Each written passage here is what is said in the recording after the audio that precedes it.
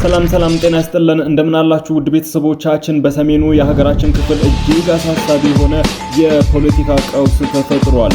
ይህ ቀውስ በከፍተኛ ሁኔታ ተባብሶ ምናልባትም ወደ ቀጠናዊ ጦርነት የመሸጋገር እድሉ ሰፊ ነው እየተባለ ነው የሚገኘው። ሰሞኑን የታዩትን እጅግ ወሳኝ የሆኑ መረጃዎችን ይዤላችሁ መጥቻለሁ። በዚህ ሰዓት እንዲሁም ማምሻውንና በትላንትናው ዕለትም ወሳኝ የተባሉ ፖለቲካዊ እንዲሁም ወታደራዊ እንቅስቃሴዎች ተደርገዋል። እነዚህ ነገሮች ተደምረው ቀጠናውን ወደ ጦርነት የመግባት እድሉን አስፍተውታል እየተባለ ነው የሚገኘው። ዓለም አቀፍ ተቋማት ሰላምን እየጠሩ ይገኛሉ፣ ለሰላም እየሰበኩ ነው። በዚህ ቀጠና እየታየ ያለው ውጥረት መርገብ እንዳለበትና ሰላምን ማስፈን እንደሚገባ እየተነገረ ነው የሚገኘው። ኢትዮጵያዊው የዓለም አቀፍ ተቋም መሪ ሰላምን በመስበካቸው ምክንያት አንድ የመንግስት ከፍተኛ ባለስልጣን እንዴት ሰላምን ሰበኩ በሚል ከባድ የተባለ ትችትን ሰንዝረዋል። የሳምንቱ አነጋጋሪ የሆነ ጉዳይ ነበረ። ይህንንም ጉዳይ በቆይታችን ይዘናል። እነዚህን መረጃዎችን ዘርዘር አድርገን እስከ ፍጻሜው ከኛ ጋር ከሆናችሁ የምናሰማችሁ ይሆናል። ጥበብ ሚዲያ በየዕለቱ አዳዲስና ሰበር መረጃዎችን በያላችሁበት የሚያደርሳችሁ የሚዲያ ቻናል ነው። ለቤቱ አዲስ የሆናችሁ ሰብስክራይብ በማድረግ የደወል ምልክቷን በማብራት የቤቱ አባል ትሆኑ ዘንድ በታላቅ ትህትና እንጋብዛለን። በትላንትናው ዕለት የአማራ ፋኖ ህወሓትና የኤርትራ ሰራዊት አባላት በሱዳን መምከራቸው እጅጉን አነጋጋሪ የሆነ መረጃ ነው። ማርቲን ፕላውት በመባል የሚታወቀው የሚዲያ ሰው ባጋራው መረጃ መሰረት የፋኖ ከፍተኛ አመራር የሆነው ዘመነ ካሴና የህወሓት ከፍተኛ አመራሮች እንዲሁም የኤርትራ ሰራዊት አዛዦች በሱዳን ተገናኝተው መምከራቸው ተዘግቧል። ይህ አወዛጋቢ የተባለው ጥምረት የሰሜኑን የፖለቲካ ሂደት የሚዳስስና በጦርነት ሁኔታውም ላይ አስተዋጽኦ ይኖራል ተብሎ ይጠበቃል። ከፌዴራሉ መንግስት ጋር ሰጣ ገባ ውስጥ የሚገኙት የህወሓትና የኤርትራ ኃይል አባላት እንዲሁም ከፌዴራሉ መንግስት እየተዋጉ የሚገኙት የአማራ ፋኖ ከፍተኛ አዛዡ ዘመነ ካሴ በሱዳን ተገናኝተው መምከራቸው በጦርነቱ ሂደት ምናልባትም ጦርነቱን በተቀናጀ ሁኔታ መምራት የሚቻልበትን እድል ለማመቻቸት እንደሆነ ነው እየተዘገበ የሚገኘው። እነዚህ ኃይሎች ለመጀመሪያ ጊዜ ሳይሆን በተደጋጋሚ በሱዳን በኩል እየተገናኙ እየመከሩ ይገኛሉ። በተለይም የሱዳን ጦር ይህንን የምክክር ሂደት በማመቻቸት ረገድም አስተዋጽኦ እያበረከተ ይገኛል ይባላል። የኢትዮጵያ መንግስት ለሱዳን ፈጥኖ ደራሽ ኃይል ድጋፍ አድርጋል በሚል የሚከሰው የሱዳን ጦር በፊናው ለፌዴራሉ መንግስት ጠላት የሆኑትን የፋኖ የህወሓትና የኤርትራ ሰራዊት አባላትን እየደገፈ እንደሚገኝ ነው እየተገለጸ የሚገኘው። በተለይም የህወሓት ጦር አንዱ ክፍል የሆነው አርሚ 7 በሱዳን እየተንቀሳቀሰ እንደሚገኝ ይታወቃል።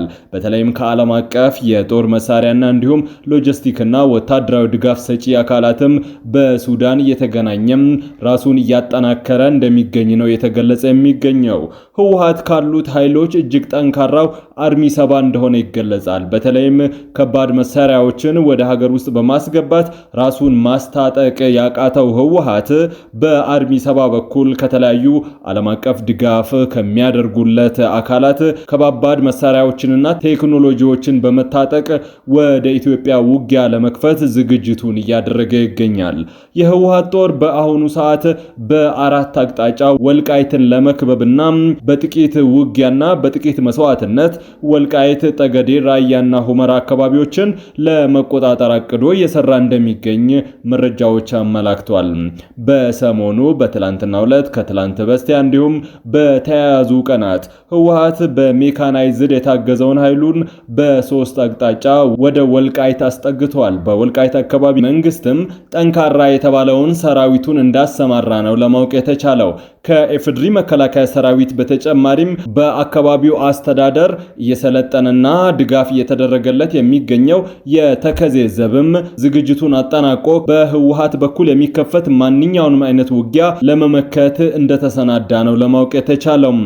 ይህ አካባቢ እጅግ የተንቀለቀለ አውዳሚ የተባለ ጦርነት ሊነሳበት የሚችል አውድ እንደሆነ ነው እየተገለጸ የሚገኘው። በተለይም የህወሓት የጦርነት ስትራቴጂና የፖለቲካ እንቅስቃሴው ምዕራብ ትግራይ ላይ አትኩሯል። ወደ ደቡብ በኩል ወደ አዲስ አበባ፣ ወደ አፋር የሚያደርገውን ትኩረቱን በመቀነስ ወደ ምዕራብ በኩል ነው ውጊያ ለማድረግ የተዘጋጀ የሚገኘው። ይህንንም ያደረገበት ሁለት አማራጮች እንዳሉት ነው የሚታወቀው።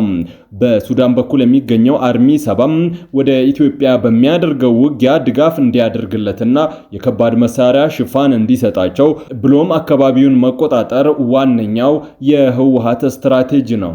አካባቢው ላይ በአማራ ልሂቃንና በትግራይ ልሂቃን ዘንድ ትልቅ የሆነ ውዝግብ እንዳለ ይታወቃል። የአማራ ልሂቃን ቦታው የአማራ ርስት እንደሆነ የትግራይ ሆኖ እንደማያውቅ በታሪክም የጎንደር ክፍለ ሀገር አካል እንደነበረ ይሞግታሉ።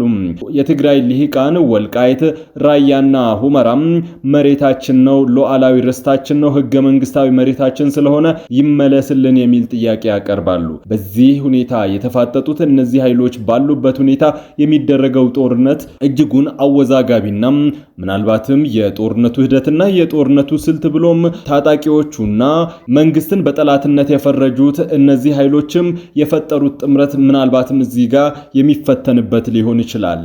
የአማራ ህዝብን ነፃ እናውጣለን በሚል እየተዋጉ የሚገኙት የአማራ ፋኖ ከህወሓት ጋር የፈጠሩት ጥምረት ምናልባትም በወልቃይት ጠገዴና ሰቲት ሁመራ አካባቢ በምን ሁኔታ እንደሆነ አወዛጋቢ ሆኖ ቀጥሏል። የአማራ ልሂቃን የፋኖ አመራሮችን ጨምሮ ወልቃይት ጠገዴ፣ ሰቲት ሁመራ የሚባለው አካባቢ የአማራ እንደሆነ ጽኑ እምነት እንዳላቸው በተደጋጋሚ ይናገራሉ።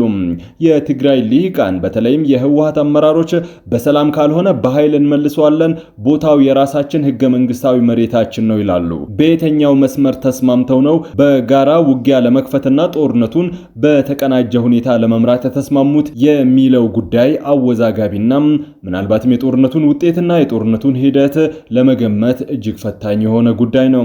ለፋኖ ውግንና ያላቸው የፖለቲካ ተንታኞች ፋኖ ወልቃይት ጠገዴና ራያ በተለይም በትግራይና በአማራ ክልል ይገባኛል ውዝግብ ውስጥ የሚገኙባቸው አካባቢዎችን አሳልፎ የመስጠት ምንም አይነት ፍላጎትና ቁርጠኝነት እንደሌለው እየተናገሩ ይገኛሉ። በተቃራኒው ለህወሓት የሚወግኑ የፖለቲካ ተንታኞችም የህወሓት ኃይሎች እነዚህን አካባቢዎችን ለአማራ ክልል ሰጥተው እንደማያርፉና ይህ አካባቢ ወደ ትግራይ ክልል ካልተመለሰና ካልተካለለ ሰላም አይመጣም ሲሉ ይናገራሉ። ታዲያ እነዚህ ኃይሎች በምን ተስማምተው ነው በየትኛው አስተዳደራዊ መዋቅር እንዲሆን ስምምነት አድርገው በጋራ እየተንቀሳቀሱ ይገኛሉ? እንደ ማርቲን ፕላውት ዘገባ ከሆነ እነዚህ ኃይሎች በሱዳን ተመካክረዋል። በጋራ ጦርነቱን ለማስኬድም እቅድ እንዳላቸው ነው እየተነገረ የሚገኘው። ይህ ሁኔታ መጨረሻው በምን ላይ ነው? ምናልባትም የጠላት ወዳጄ ነው በሚለው ስሌት እነዚህ ኃይሎች ጥምረት ቢፈጥሩ በኋላ ግን ስትራቴጂካዊ በተባሉና እጅግ ወሳኝ የፖለቲካ አቅጣጫ በሆኑ እንደ ራያ፣ ወልቃይትና ሰቲት ሁመራ የመሳሰሉ አካባቢዎች ጸብ ዳግም አያገረሽም? በእነዚህ ኃይሎች መካከል ጸብ ሊፈጠር አይችልም የሚለው እጅግ አወዛጋቢ የሆነ ጉዳይ ነው። እነዚህ ኃይሎችም እስካሁን ድረስ በይፋ ጥምረት መፍጠራቸውን ባይናገሩም በተዘዋዋሪ ግን የተለያዩ መረጃዎችን በማውጣት አብረው እየሰሩ እንደሚገኙ እያሳዩ ይገኛሉ። ይሁን እንጂ በእነዚህ በሁለቱ ኃይሎች መካከል እጅግ ሊግባባ የማይችል ሰማይና ምድር የሆነ የፖለቲካ አቋም ባላቸው በይርስት ይገባኛል ጉዳይ በምን ሁኔታ ተስማምተው እየሰሩ እንደሆነ ግን በፍጹም ሊታወቅ አልተቻለም። በሰሜኑ የሀገራችን ክፍል እየታየ ያለው ወታደራዊ እንቅስቃሴ ለሀገራችን ብሎም ለምስራቅ አፍሪካና ለቀጠናው እጅግ አስጊ የሆነ መምጣቱን የተለያዩ ዓለም አቀፍ ሚዲያዎችና የፖለቲካ ልሂቃን እየተናገሩ በሚገኙበት ጊዜም ቴድሮስ አድሃኖም ሰላምን የሚሰብክ ጽሑፍ ጽፈዋል። ቴድሮስ አድሃኖም በማህበራዊ ትስስር ገጻቸው ጦርነት ምንም እንደማይበጅና ጦርነት ሰላምን እንደማያመጣ፣ ሰላም ለሁሉም ነገር መፍትሄ እንደሆነ የሚገልጽ ሐሳብ ቢጽፉም በብልጽግና በኩል ግን በጥሩ አልታየም። በቱሪዝም ሚኒስቴር ደኢታ የሆኑት ነብዩ ባዬ በከፍተኛ ሁኔታ ቴድሮስ አድሃኖምን ወርፈዋል። ሰላም አስፈላጊ መሆኑን በአጭር ቃል ቢገልጹም ነብዩ ባዬ ግን ይህንን ግን ጦርነት ሰባኪነት አድርገው ፈርጀውታል። በየትኛው ሂሳብ ወደ ጦርነት እንደተተረጎመም ግልጽ ባይሆንም ነብዩ ባዬ በግልጽ ጦርነት ሰበካ አድርገው ተናግረዋል። ቴዎድሮስ አድሃኖም ጦርነት ለመስበክን እንግሊዘኛ ሲጠቀሙ ሰላምን ለመስበክ ግን በአማርኛ ይጠቀማሉ በሚል የተረጎሙበት መንገድም በብዙዎች ዘንድም ትችትን አስነስቶባቸዋል። የሁለቱ ባለስልጣናት ውዝግብም የሰሞኑ እጅግ መነጋገሪያ የነበረው ርዕሰ ጉዳይ ነው። የልዩ ዘመቻ እዝ 65ኛ ዓመት ክብረ በዓል በሐዋሳ በደማቅ ሁኔታ ተከብሯል። የልዩ ዘመቻ እዝ 65ኛ ዓመት ክብረ በዓል ሲከበርም ከባድ የተባሉ ጠንካራ ወታደራዊ ትርኢቶች ታይተዋል። የልዩ ኃይሉ አባላትም ከአየር ላይ ዝላይ የምድርና የባህር ኃይል ልምምድን አድርገዋል። በማንኛውም ሁኔታ ማንኛውንም አይነት ተፈጥሯዊ ሁኔታዎች ሳይገድቡት የተሰጠውን ተልዕኮ መፈጸም የሚችል ጠንካራ ኃይል መገንባቱን የሰራዊቱ መረጃዎች አመላክተዋል። በዚህ ክብረ በዓል ላይ የተገኙት ጠቅላይ ሚኒስትር አብይ አህመድ እስከ ምጽዋ ድረስ ያለውን ሰላም ማስጠበቅ የሚችል ኃይል ገንብተናል ማለታቸው አነጋጋሪ ሆኗል። እንዲሁም ጠቅላይ ሚኒስትሩና ሌሎች የሀገሪቱ ከፍተኛ ባለስልጣናት በታደሙበት በዚህ ፕሮግራም ላይ አሰብ ኢትዮጵያ ተብሎ የተጻፈበት መርከብ ትርኢቱ ላይ መታየቱም አነጋጋሪ ሆኗል። አሰብን የኢትዮጵያ ክፍል አድርጎ ለመጀመሪያ ጊዜ በይፋም ጠቅላይ ሚኒስትሩና የሀገሪቱ ከፍተኛ ባለስልጣናት ያሳዩበት ኩነትም ሆኖ ተመዝግቧል። ልዩ ዘመቻ እዙ 65ኛ ክብረ በዓል ከዚህ በፊት ታይቶ በማይታወቅ ሁኔታ ለመጀመሪያ ጊዜ በሀገር አቀፍ ደረጃ ከባድ የተባሉ ወታደራዊ ትርኢቶችና ልምምዶች የታዩበት መሆኑ ለሰሜኑ ጦርነት ዝግጅት መደረጉን ለጠላት ለማሳየት የተደረገ እንደሆነ ነው የፖለቲካ ተንታኞች እየተናገሩ የሚገኙት። ምናልባትም ጦርነት ቢጀመር በቂ ዝግጅት ማድረጉን ሰራዊቱ ለማሳየት በሀገሪቱ ብሔራዊ ቴሌቪዥንና ሌሎችም የመንግስት ሚዲያዎች በቀጥታ ስርጭት ተላልፈዋል። በጠቅላይ ሚኒስትር አብይ አህመድና በሌሎችም መንግስታዊ የማህበራዊ ሚዲያ ትስስር ገጾችም በቀጥታ ስርጭት እንዲተላለፍ መደረጉ መንግስት የሰጠውን ትኩረት ያሳያል። ይህ ትኩረትም ከጦርነቱ ጋር ሊያያዝ እንደሚችልም ነው የተገለጸው። ይህ ሂደት በግልጽ በሰራዊቱ ላይ ለሚከፈት ማንኛውም አይነት ውጊያ ሙሉ ዝግጅት ማድረጉን ለማሳየት የሄደበት ርቀት እንደሆነና ከዚህ በፊት የተለመደው አይነት የአንድ እዝ ምስረታ በዓል እንዳልሆነ ነው የፖለቲካ ተንታኞች እየተናገሩ የሚገኙት። ውድ ቤተሰቦቻችን የሰዓቱ ዜና ትንታኔያችን በዚህ አብቅተዋል። ሌሎች መረጃዎችን በቀጣይነት ወደ እናንተ የምናደርስ ይሆናል። ለቤቱ አዲስ የሆናችሁ ሰብስክራይብ በማድረግ የደወል ምልክቷን በማብራት የቤቱ አባል ትሆኑ ዘንድ በታላቅ ትህትና ጋብዘን ተሰናበትን።